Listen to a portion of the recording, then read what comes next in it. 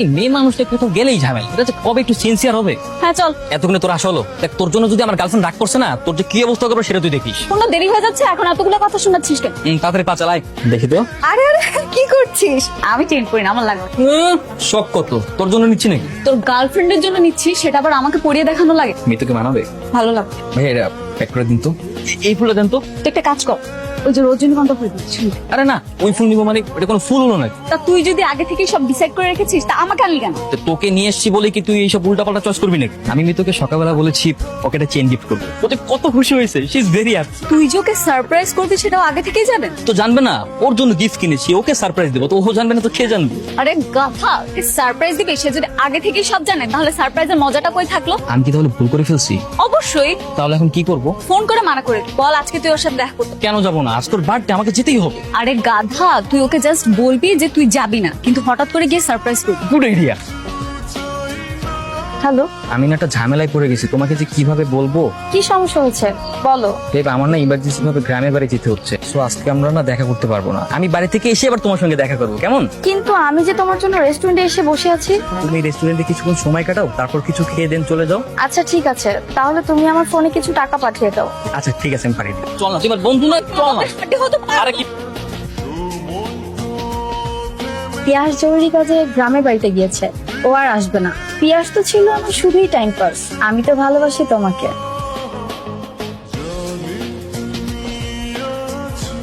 বাহ, আরে পিয়াস, তুমি এখানে হঠাৎ? তোমাকে আমি এত ভালোবেসেছি, এত বিশ্বাস করেছি, তুমি আমার সাথে এমন করতে পারলে? আরে I am sorry.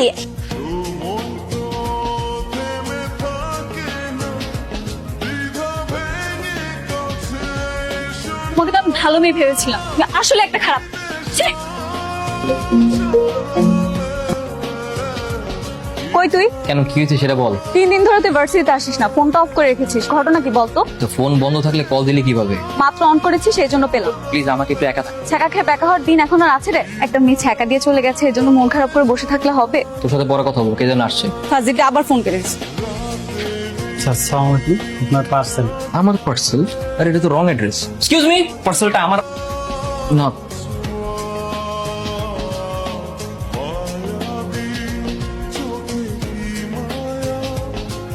I love you too. ভেবেছিলাম আমার বয়ফ্রেন্ড আমাকে ঠিক এভাবেই প্রপোজ করবে, কিন্তু না, সে আমার সামনে অন্য একটা মেয়েকে ঠিক এভাবেই প্রপোজ করেছিল। আরে তোমাকে বলেছিলাম না লামহা আজকে আসবে না। লামহা তো আমার টাইম পাস ছিল, আমি তো শুধু তোমাকেই ভালোবাসি। I love you two.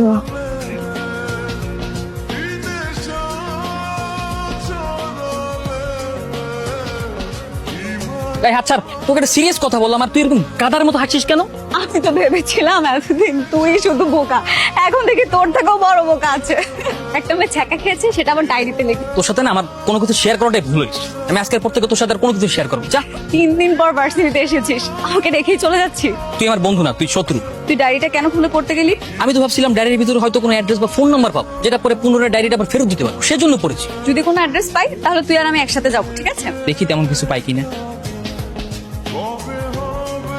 Breakup হয়েছে তো কি হয়েছে? একটা ছেলে আমার সাথে এভাবে প্রতারণা করলো, তার জন্য কি আমি বসে বসে কাঁদবো? আমি ওর সমস্ত স্মৃতি আমার জীবন থেকে মুছে ফেলবো, সবকিছু পুড়িয়ে ফেলবো এবং চিৎকার করে বলবো আই হেট ইউ। এবার দে, নে। মেজ বের কর। আমি ম্যাচ দিয়ে কি করবো? আমি কি সিগারেট খাই? আর তুই ম্যাচ দিয়ে কি করবি? তুই কি সিগারেট খাবি না? আমি সিগারেট খাবো না, তো অন্য কাজ আছে। না দোস্ত, আমি এটা কোনোভাবেই মেনে নিতে পারতেছি না, তুই একটা মেয়ের জন্য একটা সিগারেট খাওয়া শুরু করবি। এত কথা বলছিস কেন? বললাম না তো সিগারেট খাবো না। সবকিছু আজকে পুড়িয়ে ফেলবো। গুড আইডিয়া, একদম ঠিক কাজ করতেছিস। দাঁড়া, আমি ম্যানেজ করে আনছি। আপনার কাছে লাইটার হবে? লাইটার দিয়ে কি করবেন? সে কি বিড়ি খাবেন? এই নে।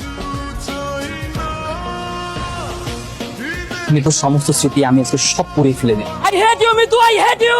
তুই এই আইডিয়াটা কোথায় পেয়েছিস বলতো আমাকে? সেই ডায়েরি পড়ে। ডায়েরিটা তো খুব ইন্টারেস্টিং।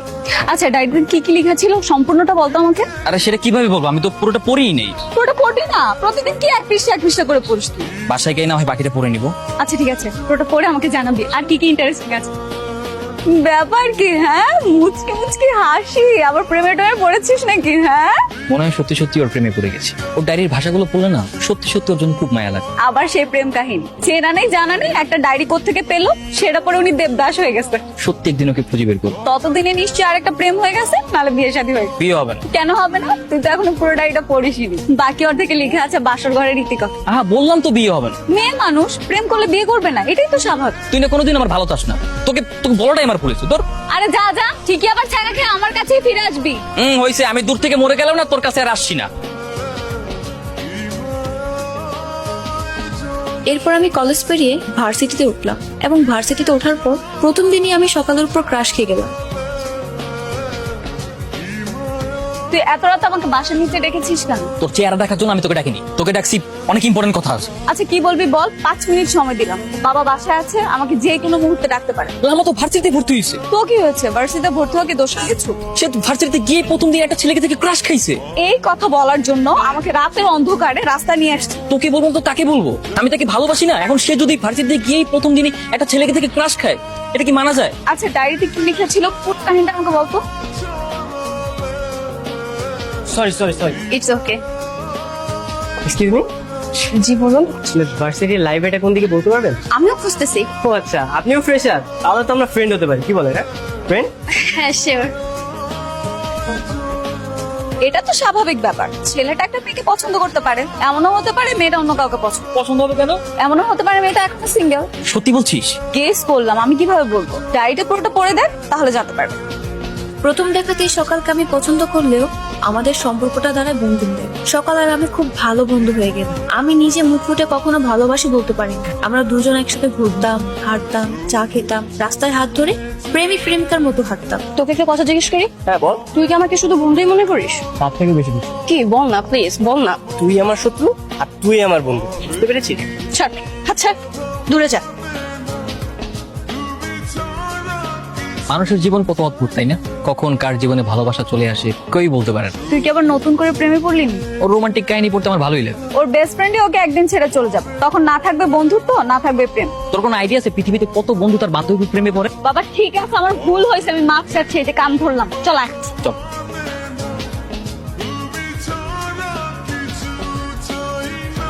আমি এতদিন আদর করে যাকে সকাল ডাকতাম সে কি জানো? আমি তোমাকে ভালোবাসি।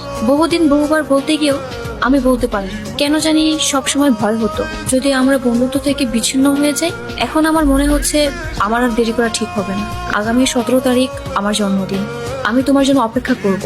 আমি জানি তুমি আসবে। আমি সারা দিন তোমার জন্য অপেক্ষা করব। যদি তুমি না আসো তাহলে আর কোনোদিনও আমি তোমার সামনে যাবো না। এভাবে মন খারাপ করে বসে থাকলে হবে? কি হয়েছে আমাকে বল।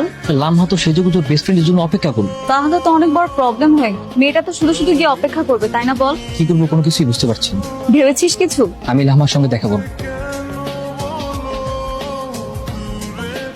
আমি আসলে খুবই লজ্জিত। আপনি হয়তো আমাকে চিনবেন না, আমি আপনাকে খুব ভালোভাবে চিনে ফেলেছি। আপনার লেখা পার্সোনাল ডায়েরিটি যখন ভুল করে আমার ঠিকানা চলে আসে, না চাইতে মনের অজান্তে পড়ে ফেলি। আমি সেটা ইচ্ছে করে পড়িনি। ডায়েরির ভিতরে হয়তো কোনো নাম্বার বা কোনো অ্যাড্রেস লেখা থাকে। আপনার কাহিনীর সঙ্গে আমার জীবনের অনেক মিল আছে। আপনার মতো আমিও ধোয়া খেয়েছি। আপনার যেমন একটা বেস্ট ফ্রেন্ড আছে, তেমনি আমারও একটা বেস্ট ফ্রেন্ড আছে। ওর নাম মারিয়া। আর বেস্ট ফ্রেন্ডের সঙ্গে কাটানো সুন্দর মুহূর্ত সম্পর্কে জানতে পারি, তখন মনে হলো আমি আপনাকে না, আমার বেস্ট ফ্রেন্ড মারিয়াকে ভালোবাসি।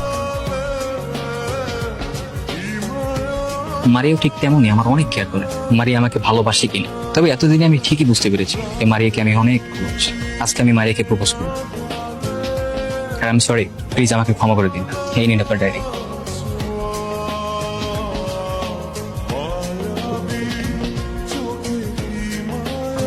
তুই ওই ডায়েরিটা আমার। আমি তোকে আমার মনের কথাগুলো বলার জন্য ওই ডায়েরিটা দিয়েছি। তুই আমাকে এতটা ভালোবাসিস? শুরু থেকেই তোকে অনেক ভালোবাসি আমি। এতটা ভালোবাসিস আগে বলিসনি কেন? কি করে বলবো বল? কখনো কি দেখেছিস মেয়েদেরকে মনের কথা বলতে? আমি কতটা বুদ্ধ, বারবার শুধু অন্য একটা মেয়ের কথা মনে হতো।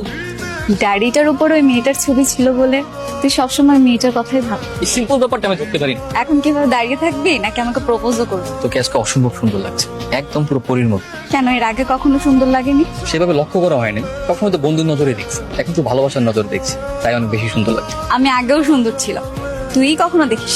আচ্ছা ঠিক আছে, এখন দাঁড়িয়ে না থেকে চল, ওদিকটাই চল। এখন থেকে তুই আমাকে তুমি করে বলবি আর আমিও তোকে তুমি করে বলবো।